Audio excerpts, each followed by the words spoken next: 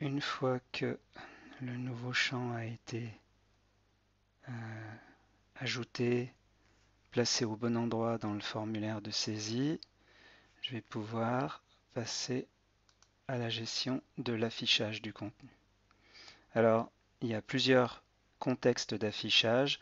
Les deux contextes principaux, c'est Full Content, qui est le contexte dans lequel le contenu est complètement affiché, et puis le mode Teaser, qui est un mode abrégé, qui est souvent utilisé pour afficher les contenus quand ils sont en liste. Donc là, on n'affiche pas la totalité du contenu, on affiche juste une sélection des éléments les plus importants. Donc, en mode Full Content,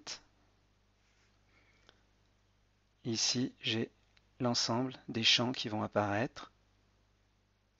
Donc j'ai la description, j'ai un lien qui permet d'ajouter un média, j'ai la galerie elle-même, et puis j'ai le champ que je viens de rajouter qui est automatiquement ajouté dans la liste des champs qui sont affichés, que je peux aussi déplacer dans le formulaire et que je peux ensuite enregistrer.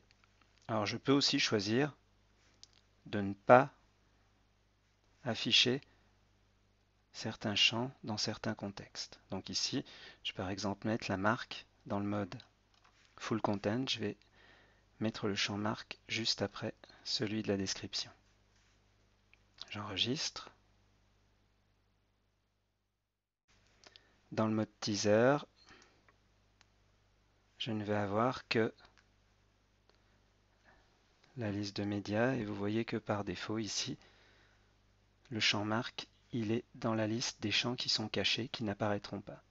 Donc je peux choisir de le rendre visible en choisissant par exemple de l'afficher en texte plat. Et à ce moment-là, il apparaîtra ici. Je peux choisir de le positionner. Et là encore, si j'enregistre, chaque fois que le contenu sera affiché en mode teaser, il sera affiché avec seulement ces deux champs dans l'ordre dans lequel je viens de les définir.